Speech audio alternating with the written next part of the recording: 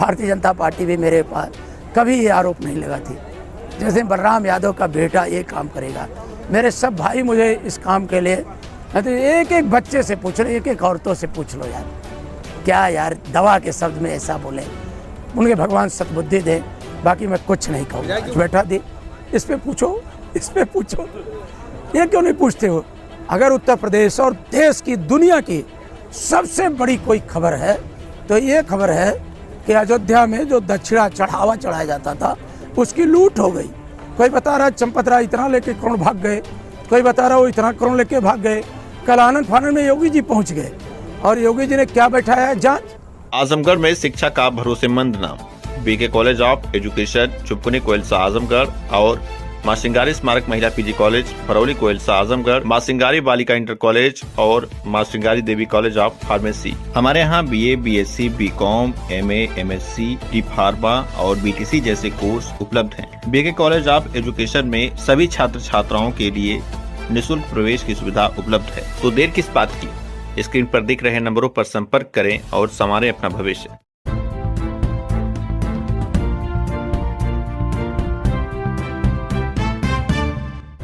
नमस्कार, आप देख रहे हैं तेज न्यूज। मैं हूं आपके साथ विनोद राजभर। आइए शुरू करते हैं खबरों का सिलसिला।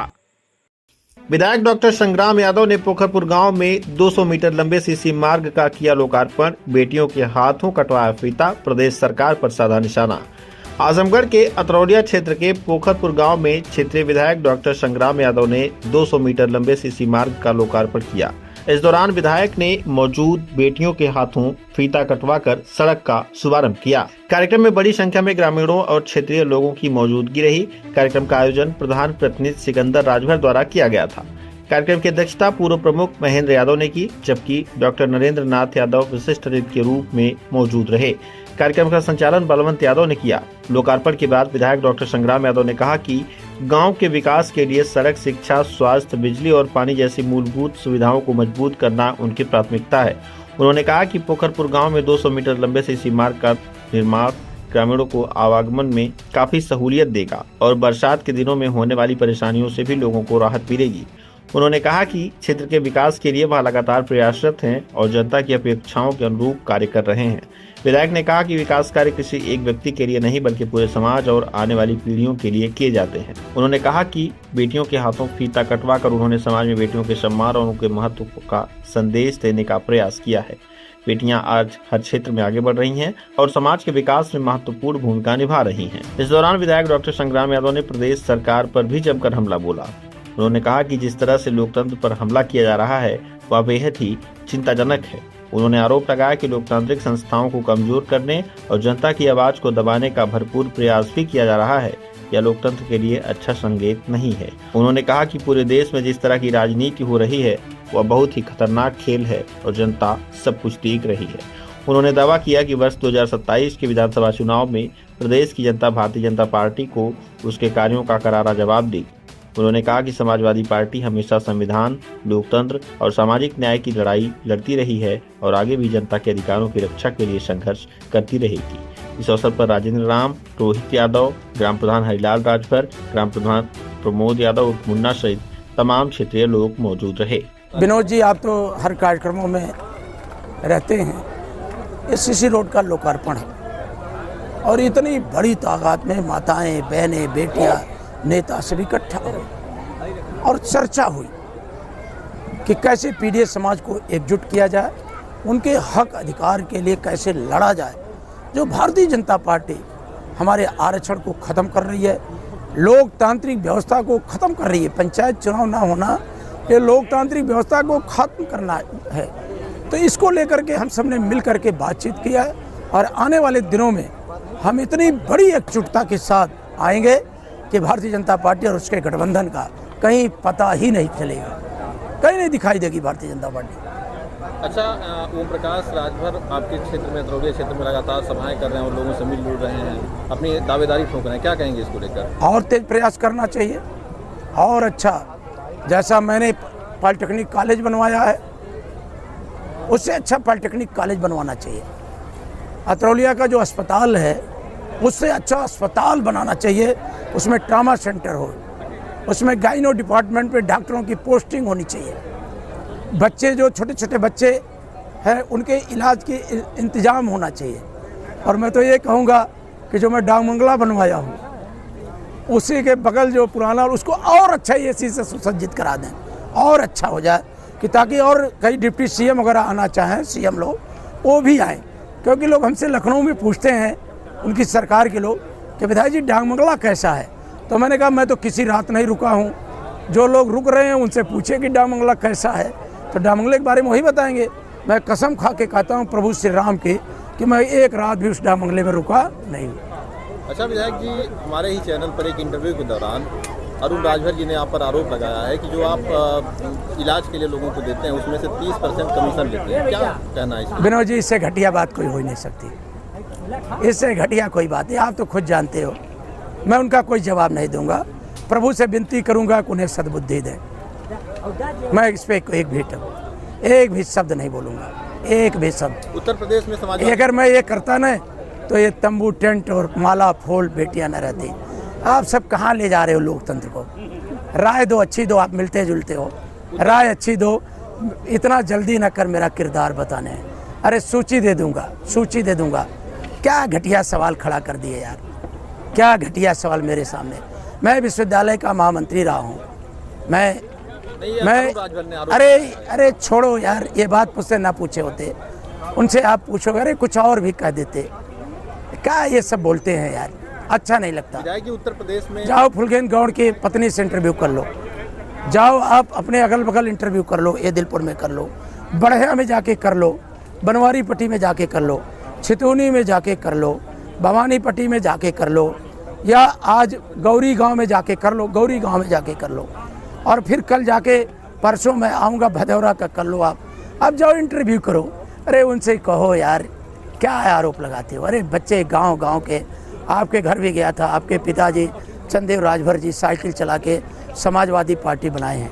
विपक्ष भी, भारतीय जनता पार्टी भी मेरे पास कभी ये आरोप नहीं लगाती जैसे बलराम यादव का बेटा ये काम करेगा। मेरे सब भाई मुझे इस काम के लिए, तो एक बच्चे से पूछ लो, एक औरतों से पूछ लो यार, क्या यार दवा के शब्द में ऐसा बोले। उनके भगवान सद्बुद्धि दे, बाकी मैं कुछ नहीं कहूँगा। विधायक जी, उत्तर प्रदेश में विधानसभा चुनाव नजदीक है, समाजवादी पार्टी कितने सीट पाएगी? क्या कैमरा सही रखिए। समाजवादी पार्टी बाबा साहब डॉक्टर भीमराव अंबेडकर के रास्ते पर चल करके पीडीएस समाज की एकजुटता बना करके 2027 में सामाजिक न्याय के राज की स्थापना के लिए माननीय अखिलेश यादव जी के नेतृत्व में एकजुट है, और एकजुट होकर के उत्तर प्रदेश में पीडीएस समाज इतना बड़ी अंगड़ाई लेगा कि भारतीय जनता पार्टी और सहयोगी दल का अता पता नहीं चलेगा। विनोद जी, आपने देखा कि नहीं, आई लव पीडीए, ये राजभर और निषाद बाहुल्य गांव है, ये पोखरपुर, ये राजभर और निषाद बाहुल्य गांव है, ये जहां मैं खड़ा हूं। बेटियां क्या लिखी थी? I love PDA. उनको दिखा देना यार, आज जाकर हाथ दिखा देना। राजनीति का क्षेत्र बहुत है, मैं कभी आरोप किसी पे नहीं लगाया हूँ, उन्हें लगना चाहिए, नहीं लगना चाहिए। ये सब बातें व्यर्थ हैं। मैं अतरौलिया की जनता एक बार नहीं विनोद जी, 1972 से लेके आज 2026 तक है, एक दिन में न कोई बलराम यादव बनता, न एक दिन में कोई संग्राम यादव बनता। ओम प्रकाश जी कह रहे हैं कि उत्तर प्रदेश में पिछली बार हमारा गठबंधन था तो सपा की अच्छी सीटें आई, इस बार गठबंधन नहीं है, 27 में 27 सीटें भी नहीं आएंगी। योगी जी ने एसआईटी जांच बैठा दी, योगी जी ने एसआईटी जांच बैठा दी। अयोध्या मंदिर में जो चोरी हुई है, जो डकैती हुई है, जो दक्षिणा की लूट हुई है, उस पर योगी जी ने एसआईटी जांच बैठा दी। इस पे पूछो, ये क्यों नहीं पूछते हो? अगर उत्तर प्रदेश और देश की, दुनिया की सबसे बड़ी कोई खबर है तो ये खबर है कि अयोध्या में जो दक्षिणा चढ़ावा चढ़ाया जाता था उसकी लूट हो गई।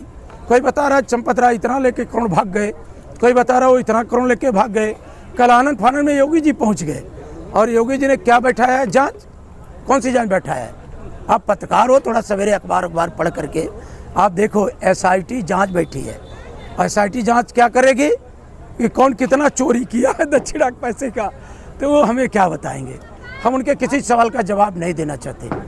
हमारी लड़ाई संविधान की है, शिक्षा, रोजगार, स्वास्थ्य की है। हमारी लड़ाई बड़ी लड़ाई है, पीडीएस समाज की भागीदारी देने की है। अतरौलिया की जनता से क्या कहेंगे आज? अतरौलिया की जनता बहुत जागरूक जनता है। बस आप इंतजार करो, आप इंतजार करो।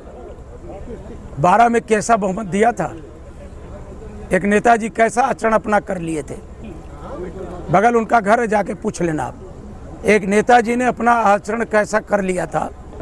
तो जब 12 में चुनाव हुआ तो जनता ने इतना बड़ा मतदान किया कि आज तक उतनी बड़ी जीत आजमगढ़ जनपद में किसी की नहीं हुई। तो हम भी जनता के बीच हैं। तो मेरे लिए यार ऐसा सवाल न लाओ, मेरे लिए वो सब महत्व नहीं रखता। मेरे लिए माँ समान है।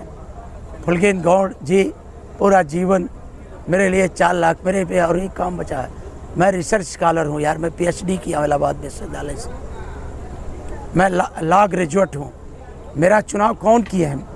इलाहाबाद में वोट कौन देगा? यूनिवर्सिटी में कौन वोट देता है? BSc, MSc, LLB, LLM, BTech, MTech, research scholar, कितनी फैकल्टियाँ हैं। अगर जा कर के आप जाओ तो आपको 2 दिन लग जाएगा फैकल्टियों के बारे में जानने में। उन फैकल्टियों से मैं निकल कर के आया हूँ, विश्वविद्यालय के उन प्रोफेसरों के बीच से निकल कर के आया हूँ, उन छात्रों बहनों के बीच से आया हूँ। मेरे ऊपर आज तक कोई एक दाग नहीं है। मैं यही कृपा आपसे चाहूँगा कि आप इस तरह का बयान मुझसे ना लें। मैं उस पर कुछ बोलना ही नहीं चाहता, क्योंकि मैं जानता हूँ कि जितनी चाबी भरी राम ने उतना चले खिलौना, जितनी चाबी भरी राम ने उतना चले खिलौना। तो योगी जी क्यों नहीं बोलते? माननीय राजनाथ सिंह जी क्यों नहीं बोलते? सुप्रताप शाही जी क्यों नहीं बोलते? Doctor Dinesh Sharma ji deputy CM वो क्यों नहीं बोलते? वो क्यों नहीं बोल रहे हैं? वो क्यों नहीं बोल रहे हैं अखिलेश जी के ऊपर या PDA के ऊपर? वो क्यों नहीं बोल रहे हैं?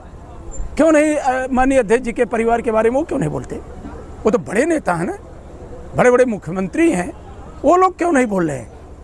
तो आप सोचो और आज रात को और सोचना, तब सोचना, तो फिर मेरी उस बात को दोहराना कि जितना चाबी भरी राम ने उतना चले खिलौना। ठीक, धन्यवाद।